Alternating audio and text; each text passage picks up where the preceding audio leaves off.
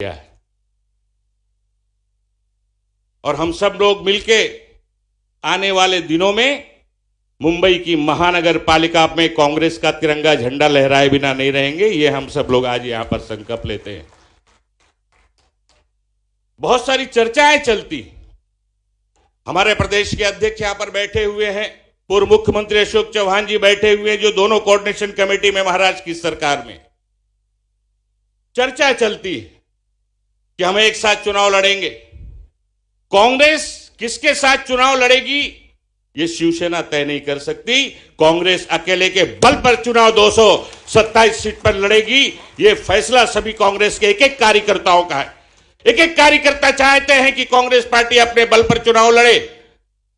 और मैं अध्यक्ष से भी, मुंबई के नवनियुक्त अध्यक्ष भाई जगताप से भी कहना चाहूंगा, हालांकि आपने कह दिया है कि हम अपने बल पर चुनाव लड़ेंगे, हम सारे लोग आने वाले दिनों में 227 की 227 सीट पर चुनाव लड़ें और कांग्रेस को भारी बहुमत से चुन के लाएं, ताकि अगला महापौर मुंबई का अगर बनेगा वो कांग्रेस पार्टी का बनेगा। ये संकल्प आज के दिन हम यहां पर हमको लेना चाहिए। दूसरी बात मैं कहना चाहता हूं, कांग्रेस का कार्यकर्ता सब कुछ बर्दाश्त कर सकता है, थोरात साहब, पाटिल साहब, लेकिन हमारी नेता सोनिया गांधी और राहुल गांधी के ऊपर अगर कोई उंगली उठाएगा तो उसकी उंगली को नीचे करने का काम कांग्रेस का कार्यकर्ता करेगा।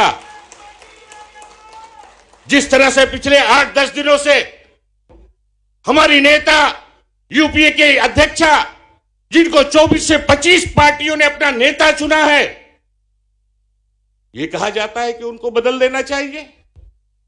यह राय देने का अधिकार सामना के मुखपत्र को और शिवसेना को किसने दिया? शिवसेना तो यूपीए में हिस्सा भी नहीं है, और जो हमारे साथ हिस्से में भी भागीदार नहीं है, हमारा साथी भी नहीं है, उसको राय देने का हक नहीं बनता कि कौन हमारा यूपीए का नेता रहेगा। यूपीए का नेता सोनिया गांधी थी, सोनिया गांधी है और सोनिया गांधी रहेंगी। ये हम सबका मानना है और हम सबका ये संकल्प है। शिवसेना को समर्थन दिया गया है। मुझे याद है जब महाराष्ट्र में सरकार बनाने का समय आया, महाराष्ट्र के विधायकों ने, कांग्रेस के नेताओं ने सोनिया जी से बात की। उस समय सरकार बनाने के लिए सोनिया जी ने एक कोऑर्डिनेशन कमेटी बनाई, 5 लोगों की कोऑर्डिनेशन कमेटी बनाई। मैं भी उस कोऑर्डिनेशन कमेटी में था, अशोक राव जी। हम लोगों ने चर्चा की। मैडम ने 10 बार कहा कि आप लोग तय करिए, मैं थोपना नहीं चाहती। पार्टी अपनी संविधान, अपनी विचारधारा से फैसला नहीं करना चाहती। लेकिन आखिर में हम लोगों ने कहा कि मैडम, हमें भारतीय जनता पार्टी को रोकना है और हम कॉमन मिनिमम प्रोग्राम पर महाराष्ट्र की सरकार बनाना चाहते हैं, इसलिए यह बनाने के लिए आप आशीर्वाद दीजिए।